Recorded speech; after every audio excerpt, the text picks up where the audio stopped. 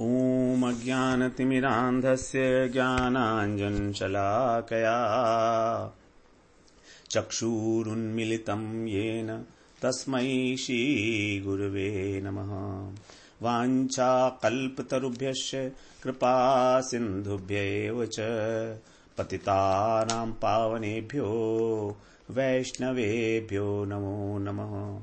नमो महावदान्याय कृष्ण प्रेम प्रदायते कृष्णाय कृष्ण चैतन्य नाम्ने गौरत्विषे नमः। हे कृष्ण करुणा सिंधु दीनबंधो जगत्पते गोपेश गोपिका कांत राधा कांत नमोस्तुते। तप्त कांचन गौरांगी राधे वृंदावनेश्वरी वृषभानुसुते देवी प्रणमामि हरिप्रिये। वृंदायै तुलसी देव्यै प्रियायै केशवस्य च कृष्ण भक्ति प्रदे देवी सत्यवत्यै नमो नमः। श्री कृष्ण चैतन्य प्रभो नित्यानंद श्री अद्वैत गदाधर शिवासादि गौर भक्त वृंद। हरे कृष्ण कृष्ण कृष्ण हरे हरे, हरे राम राम राम हरे हरे। हरे कृष्णा। सर्वप्रथम मैं अपने गुरुपाद पद्म ओम विष्णुपाद अष्टोत्तर शत श्री श्रीमद् भक्ति वेदांत माधव गोस्वामी महाराज के चरण कमलों में अनंत कोटि दंडवत प्रणाम ज्ञापन करता हूं। हम लोग छठे अध्याय का श्रवण कर रहे हैं। उसमें हमारा कल हमने श्रवण किया 24वां श्लोक, जिसमें भगवान ने बताया कि सभी कामनाओं को त्याग करके और मन के द्वारा इंद्रियों को वश में करना चाहिए। अब उसको करके क्या करना है, अर्थात कैसे करना है, यहां पर ये बता रहे हैं 25वें श्लोक में। शनै शनै उपरमेत बुद्धया धृति गृहीतया आत्मसंस्थं मनः कृत्वा न किंचिदपि चिन्तयेत्। शनै शनै उपरमेत बुद्धया धृति गृहीतया आत्मसंस्थं मनः कृत्वा न किंचिदपि चिन्तयेत्। कैसे करना है, ये उसी श्लोक के लिए आगे बढ़ के उसी से लिंक्ड है ये श्लोक। शनै शनै मतलब धीरे धीरे, स्टेप बाय स्टेप। ये नहीं कि एक साथ ही जंप मार दिया। शनै शनै उपरमेत, किसके द्वारा करना है ये? बुद्धया, बुद्धि के द्वारा। बुद्धया, बुद्धि के द्वारा करना है। और बुद्धि कैसी होनी चाहिए? धृति गृहीतया, अर्थात धृति को धारण करने वाली। बुद्धि का विशेषण बता दिया कि वो धृति के साथ युक्त हो। तो धृति युक्त बुद्धि के द्वारा मन को वश में करना चाहिए धीरे धीरे। धृति गृहीतया, और मन को वश में करना है तो फिर क्या होगा? उपरमेत, उपराम हो जाओगे। उपराम का मतलब होता है विरक्त हो जाओगे, निवृत्त हो जाओगे। किससे निवृत्त होना है? संसार से। तो ये तो एक बात हुई कि धृति युक्त बुद्धि के द्वारा जब मन सभी प्रकार के संकल्पों को छोड़ देता है, कामनाओं को छोड़ देता है, तो वो धीरे धीरे संसार से विरक्त हो जाता है, उपराम हो जाता है। अब उसके बाद क्या करना है? आत्मसंस्थम मनः कृत्वा। अब मन में पहले जो संसार बसा हुआ था वो तो वहां से हट गया। This is one part of the story. अभी स्टोरी पूरी नहीं हुई है। हमने संसार को मन में से निकाल के अलग कर दिया। उपरमेत, उपरमेत का मतलब होता है अलग करना, निकाल के रख देना, उपराम हो जाना, तटस्थ हो जाना, जैसे वो है ही नहीं। जीवात्मा संसार में है लेकिन होके भी अब उससे उपराम हो गई, मतलब उसे कोई फर्क नहीं पड़ता। कि वो संसार में रहे या ना रहे। संसार में रहने का मतलब शरीर धारण करे या ना करे, अब उसे कोई फर्क नहीं पड़ता, वो उपराम हो गई। लेकिन अभी पूरा काम नहीं हुआ, क्योंकि जब संसार से विरक्ति हो गई तो उसमें फिर किसी चीज में तो अनुरक्ति भरनी पड़ेगी ना। यदि एक पानी का ग्लास है, उसके अंदर कुछ कूड़ा पड़ा हुआ था, अब उस कूड़े को निकाल दिया गया। अब जब कूड़े को निकाल दिया और उसको ग्लास को वैसे ही रख दिया, तो थोड़ी समय बाद दोबारा से उसमें कूड़ा भरेगा कि नहीं?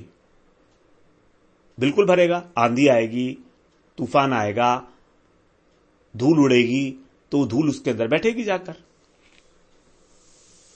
तो संसार से विरक्ति होना एक पार्ट है, मन को खाली कर दिया, उपरमित हो गए। अब आगे रहा है आत्मसंस्थम मनः कृत्वा न किंचिदपि चिंतयेत। उस मन को आत्मसंस्थम, परमात्मा के स्वरूप में, कृत्वा माने लगाकर, अच्छी प्रकार से, संस्थम सम्यक रूप से स्थापित करके, न किंचिदपि चिंतयेत, किसी प्रकार का कोई भी चिंतन ना करे, अर्थात सांसारिक चिंतन ना करे।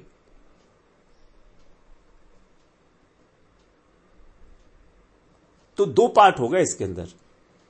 एक तो हो गया कि धृति युक्त बुद्धि के द्वारा मन की कामनाओं को त्याग दे।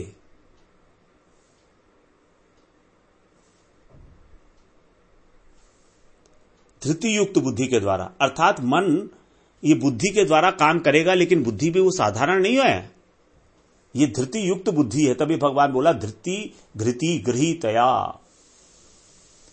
एक एक शब्द बहुमूल्य है भगवत गीता का, एक एक शब्द। हम लोग इसीलिए इसके ऊपर इतना अधिक अध्ययन भी कर रहे हैं, इसका अच्छी तरीके से विस्तृत रूप में, कि हम इसमें खो जाएं, इसकी बातों में जो इसका भाव है उसको ग्रहण कर लें। किसी प्रकार से जो भगवान का भाव है, उस भाव का एक अंश के अंश का अंश भी हमारे अगर हृदय में धारण हो जाए तो बस हमारा कल्याण हो जाएगा। इसीलिए हम बार बार चर्चा कर रहे हैं उसी बात की, क्योंकि भगवान ने भी तो उसी की बात चर्चा की है ना।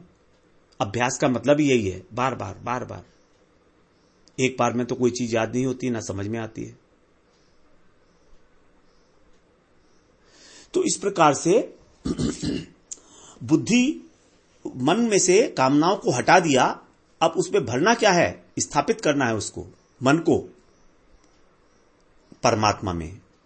तो मन इज वेरी इंपॉर्टेंट एलिमेंट। सारा काम मन से ही होना है। जो बंधन और मोक्ष है ये मन का ही है, मन का ही खेल है ये। मन ही मुक्त होता है और मन ही बंधन में आता है, क्योंकि मन उत्पन्न हुआ कहां से? सात्विक अहंकार से उत्पन्न हुआ है मन। सात्विक अहंकार से उत्पन्न होने के कारण हमको मन का ही आश्रय लेना पड़ रहा है उस परमात्मा तत्व की अनुभूति के लिए, क्रमशः। क्योंकि तमोगुण से रजोगुण, रजोगुण से तमोगुण, सतुगुण।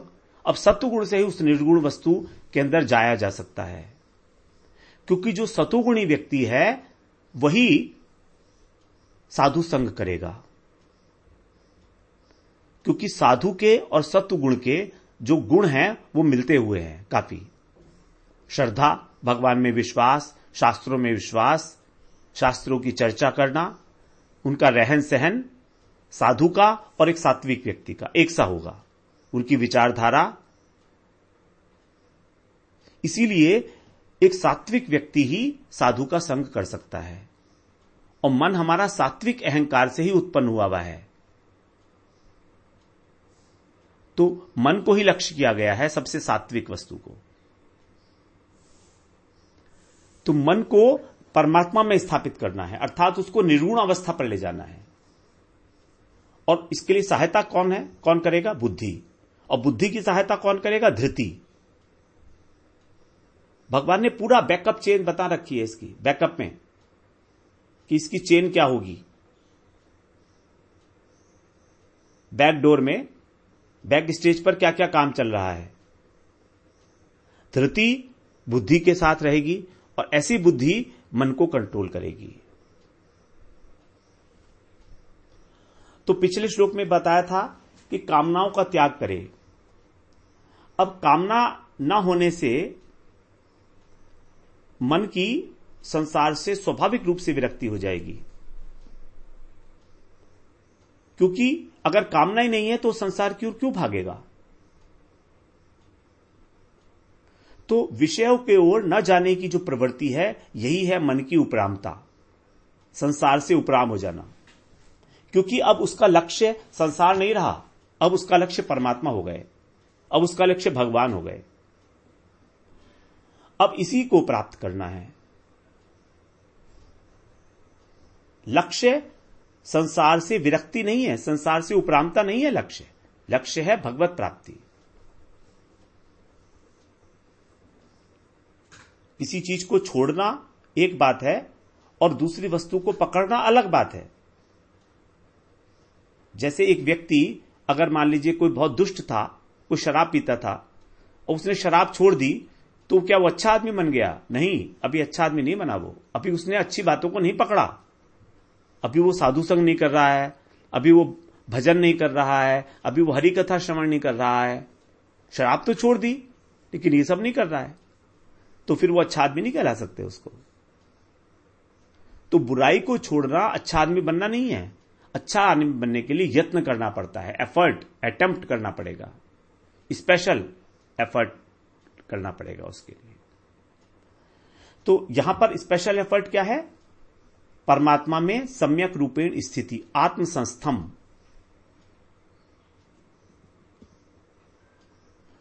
तो अष्टांग योग का पालन करते करते धीरे धीरे क्रमशः, क्योंकि जल्दीबाजी करने से तो कोई भी कार्य सफल नहीं होता, और यहां तो मन को वश में करने की बात हो रही है, और मन हमारा करोड़ों करोड़ों जन्मों से विकृत अवस्था को प्राप्त हो चुका है।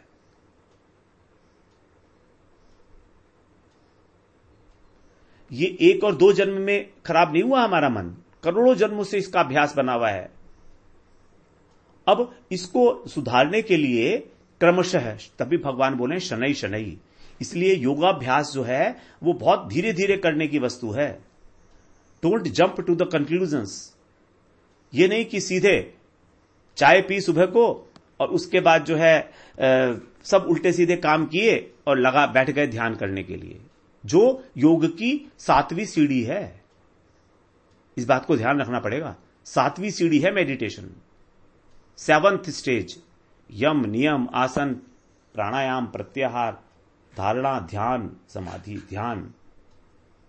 और आजकल सड़क के ऊपर बैठकर शराबी, कबाबी, जितने जो नॉनवेज खा रहे हैं, वो भी सब क्या करते हैं जी? ध्यान करते हैं। हम, क्या बात है, कितना सुंदर ध्यान करते होंगे। ये आश्चर्य है, ये कलयुग की महिमा है और कुछ नहीं है इसमें। आश्चर्य भी नहीं है, तो कलयुग की महिमा है, समय का प्रभाव है।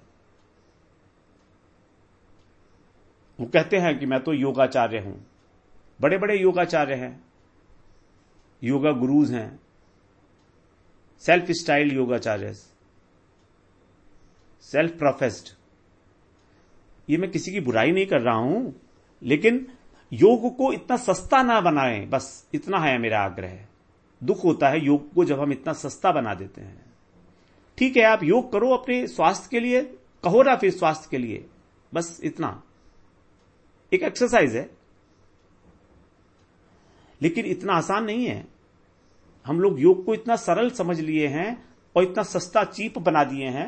It is very cheaply available, पैसों में बिकता है अब योग, और भी उसकी हमने खराब कर दी हालत, पैसों में बेचने लगे हैं उसको, कि यहां पर इतना योग होगा तो ये वाला कॉस्ट होगा, ये वाला पैकेज होगा तो ये कॉस्ट होगा इसका।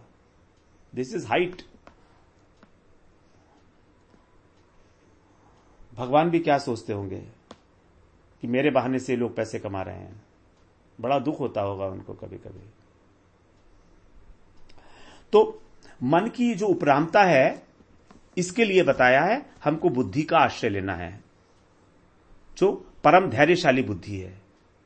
धृति का मतलब धैर्य, साधारण रूप से जो विचारों को धारण करने की क्षमता प्रदान करती है, जो असफल होने पर भी उकताती नहीं है। अनिर्वीण चेतसा, निर्वीण नहीं होती है वो। निर्वीण माने उकता जाना, बोर हो जाना, थक जाना, अपने प्रयास को बीच में छोड़ देते हैं ना हम लोग असफल होके। इसीलिए 24वें श्लोक में बताया था अनिर्वीण चेतसा। तो इस प्रकार मन को वश में करना है, कैसे? सात्विक बुद्धि और सात्विक धृति के द्वारा। यहां पर यह बात अंडरस्टूड है कि भगवान जिस बुद्धि की और जिस धृति की बात कर रहे हैं वो सात्विक बुद्धि होगी और सात्विक ही धृति होगी। क्योंकि भगवान ने 8वें अध्याय में 18वें अध्याय में 3 प्रकार की बुद्धि बताई है और 3 प्रकार की धृति बताई है। तो उसमें जो सात्विक बुद्धि है वही हमारे लिए उपयोगी है, और सात्विक धृति। इसी के द्वारा चित्त की जो निरुद्ध अवस्था है, जिसको 20वें श्लोक में बताया निरुद्ध सेवया, असंप्रज्ञात समाधि जिससे प्राप्त होती है, निर्बीज समाधि। इसी समाधि के अंदर जो है आत्मसंस्थम मन है कृत्वा, ये होगा। अर्थात परमात्मा के स्वरूप में मन को सम्यक रूपेण स्थित करना। अब अगर भगवान की, परमात्मा की स्थिति हो गई है मन में, तो उसके अतिरिक्त किसी और वस्तु का या किसी और व्यक्ति का चिंतन होने का प्रश्न ही नहीं उठता। अब तो सोते जागते वही हालत रहेगी कि कैसे परमात्मा के दर्शन हो, कैसे परमात्मा के दर्शन हो, वही चिंतन हो जाएगा। तो मन का विषय चिंतन का परमात्मा हो जाएंगे, न कि संसार। अगर मन संसार का चिंतन कर रहा है तो हमें समझना पड़ेगा हमारी स्थिति अभी संसार में ही है। लेकिन जितना जितना ये संसार से उठ रहा है ऊपर, उतनी उतनी भगवान में स्थिति होती जाएगी, परमात्मा में स्थिति होती जाएगी। क्योंकि संसार चिंत्य है। चिंत्य का मतलब है चिंतन करने योग्य है, जबकि परमात्मा तो अचिंत्य वस्तु है, इनकंसीवेबल।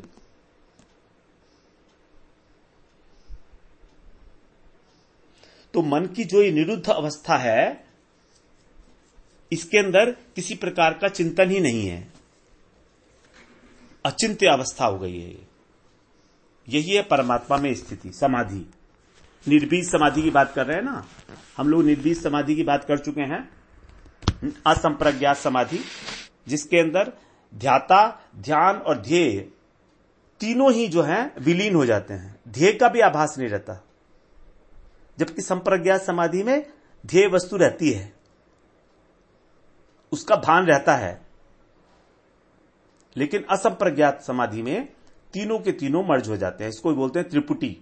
ज्ञान मार्ग में ज्ञानी, ज्ञान और ज्ञेय। उसी तरह से यहां पर है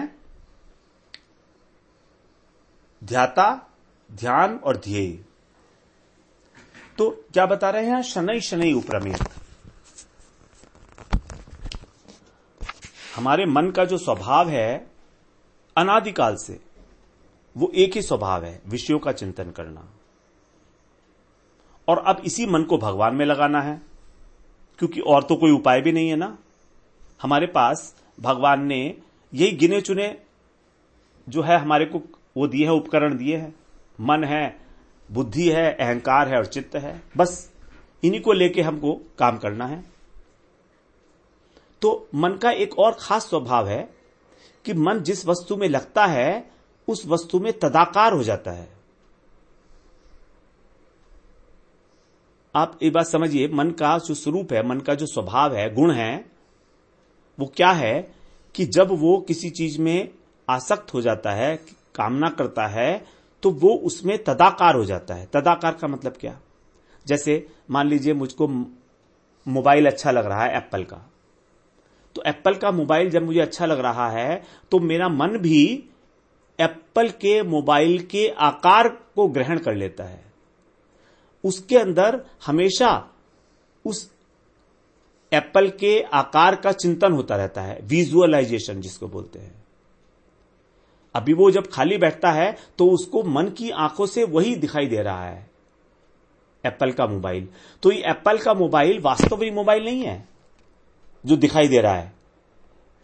ये वास्तव में जो मोबाइल है ये मन के द्वारा निर्मित मोबाइल है, और मन के द्वारा निर्मित भी नहीं है, ये मन स्वयं ही मोबाइल बन गया है।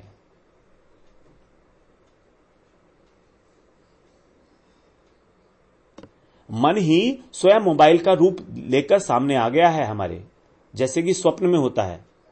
स्वप्न के अंदर अब हमें शेर दिखाई देता है तो वास्तविक शेर नहीं होता, वो हमारा मन जो है उसका एक पार्ट, हमको एक पार्ट उस मन का हमको मोबाइल की तरीके से दिखाई देना शुरू हो गया, तो वो उसको बोलते हैं तदाकारिता, तदाकार हो गया, आइडेंटिफाई हो गया। अब उस मन को उस मोबाइल में से निकालना जिसमें वो फंस चुका है, फंस क्या चुका है, वही बन चुका है, उसमें से निकालना बहुत मुश्किल हो गया है। अब मन में से बात नहीं निकलती आसानी से, unless we make some extra effort for it. जैसे मोमबत्ती है, मोमबत्ती के अंदर मोम होता है, तो हमने गर्मी से उस मोम को पिघला लिया।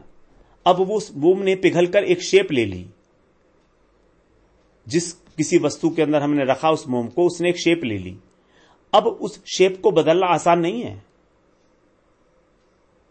क्योंकि ठंडा होकर मोम ने उस शेप को ले लिया। अब अगर हम उसे शेप बदलनी है तो दोबारा से गर्म करना पड़ेगा, अर्थात कुछ प्रयत्न करना पड़ेगा, कुछ मेहनत करनी पड़ेगी। अब जो मोम है उसने वही आकार ले लिया जिस वस्तु के अंदर वो मोम रखा हुआ था। तो अब इसको हटाने का उपाय क्या है?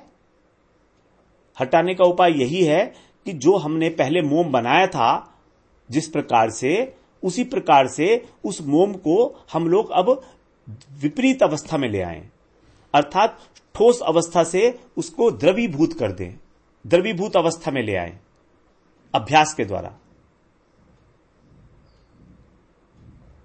तो अभ्यास जो है वो हमें करना पड़ेगा और विपरीत अभ्यास करना पड़ेगा, जिस वजह से हमारा मन संसार में रमा है उसके विपरीत वस्तु को धारण करके हमें अपना स्वभाव बनाना पड़ेगा।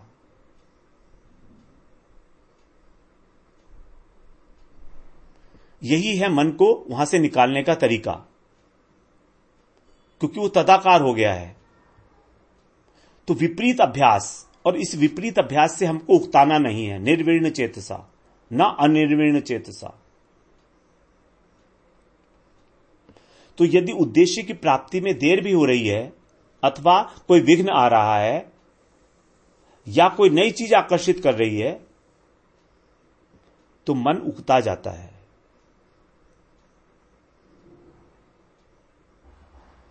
और हमारा मन अगर उकता गया तो फिर वो अभ्यास नहीं कर सकता। तो इसके लिए हमको आवश्यकता होती है दृढ़ रहने की, बुद्धि के अंदर दृढ़ता को स्थापित करने की। और बुद्धि की दृढ़ता का एक ही उपाय है, हम लोगों ने बात की थी, बुद्धि की दृढ़ता का एक ही उपाय है उसको निश्चयात्मक बनाना, और वो होगा धृति से। यहां भगवान ने एक और एलिमेंट डाल दिया, इसके बारे में पहले ही बात कर चुके हैं धृति के। ये भी एक मन बुद्धि की वृत्ति है जो उसको स्टेबिलिटी प्रोवाइड करती है, जो उसको कैपेसिटी टू एब्जॉर्ब प्रदान करती है।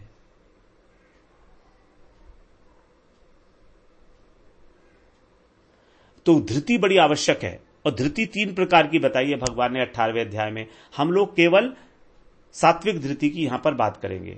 18वें अध्याय का 33वां श्लोक, धृत्या यया धारयते मनः प्राणेन्द्रिय क्रिया योगेन अव्यभिचारिण्या धृति सा पार्थ सात्विकी। धृत्या यया धारयते अथ मनः प्राणेन्द्रिय क्रिया। क्या करता है धृति? हे पार्थ, जिस अव्यभिचारिणी धृति के द्वारा, अव्यभिचारिणी का मतलब है अपने प्रयास से कभी भी विचलित न होने वाली। जैसे व्यभिचारिणी है, व्यभिचारिणी स्त्री होती है, तो व्यभिचारिणी स्त्री का कोई कमिटमेंट नहीं होता है किसी के प्रति भी। वो कभी कहीं जाती है, कभी कहीं जाती है, स्थिर नहीं होती है।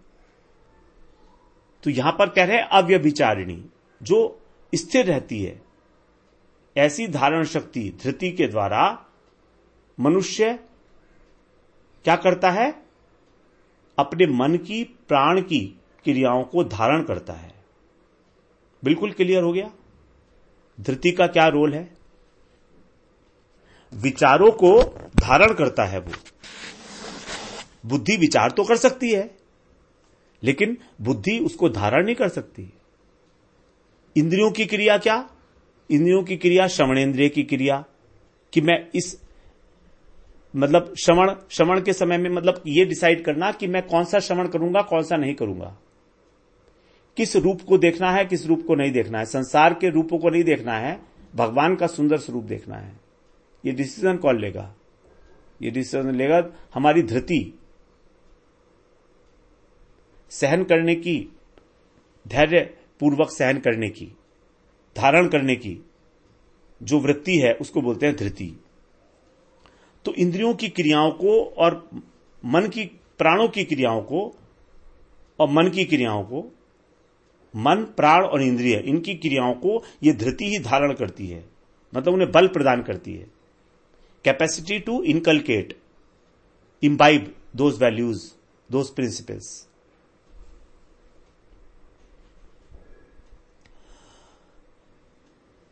तो मन और प्राण की क्रियाओं में सबसे अधिक आवश्यकता होती है योगेन, ध्यान योग के अंदर स्पेशली। जब हम मन को और प्राणों को संयमित करना चाह रहे हैं उनकी क्रियाओं को, तो हम लोग ध्यान योग का आश्रय लेते हैं। इसलिए कहा योगेन, ध्यान योग के द्वारा। इस प्रकार ध्यान योग अत्यंत आवश्यक है, क्योंकि यह सात्विक धृति है जो हमारी बुद्धि को पक्का करती है, हमें अपने लक्ष्य पे बिल्कुल फिक्स कर देती है कि ये आपका लक्ष्य है। चाहे फुसला लो, चाहे डांट लो, चाहे कुछ भी कर लो। अब ये मानने वाली नहीं है। बुद्धि भी कई बार जो है फुसलाने में आ जाती है, लेकिन अब जब उसको इस सात्विक धृति का सहयोग मिल गया, तो ऐसी बुद्धि अब बिल्कुल भटकने वाली नहीं है, दृढ़ हो जाएगी अभ्यास करते करते।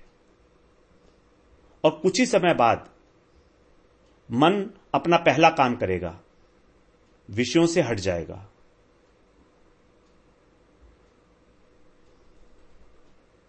विषयों से हट जाएगा और दूसरा काम भगवान में, परमात्मा में स्थिर हो जाएगा। तो ये जो सब कार्य हुआ, ये हुआ तो अभ्यास से, लेकिन अभ्यास करने के लिए आवश्यकता है बुद्धि की, और बुद्धि के लिए आवश्यकता है धृति की, और अभ्यास के लिए चाहिए समय। इसलिए यहां पर ऐसी बुद्धि की आवश्यकता बताई जो धैर्य वाली हो, क्योंकि धैर्य युक्त बुद्धि जो है वही मन को दिशा दिखा सकती है। जैसे उदाहरण के लिए अगर समझें तो एक छोटा बच्चा यदि हाथ में कैंची और चाकू ले ले और उसकी मां उसको बहला ले, जरूरत पड़े तो उसको डांट भी दे और धीरे धीरे उससे हाथ से चाकू ले लेती है वो, तो मां कोई जल्दीबाजी नहीं करती है। उसे पता है जल्दीबाजी करने से गड़बड़ हो सकती है, उसे पता है मां को। इसीलिए बुद्धि में विवेक को धारण करके ही, विवेक क्या कि सब संसार असार है, सांसारिक वस्तु नश्वर हैं, क्षण भंगुर हैं, नरक में ले जाने वाली हैं, इस प्रकार का भय दिखाकर परमात्मा में स्थित किया जाएगा शनै शनै। तो हम लोग कल श्रवण करते हैं फिर कि शनै शनै का और उपरमेत का क्या अर्थ है, उपरमेत और शनै शनै। वांछा कल्पतरुभ्यश्च कृपा सिंधुभ्य एव च पतितानां पावनेभ्यो वैष्णवेभ्यो नमो नमः।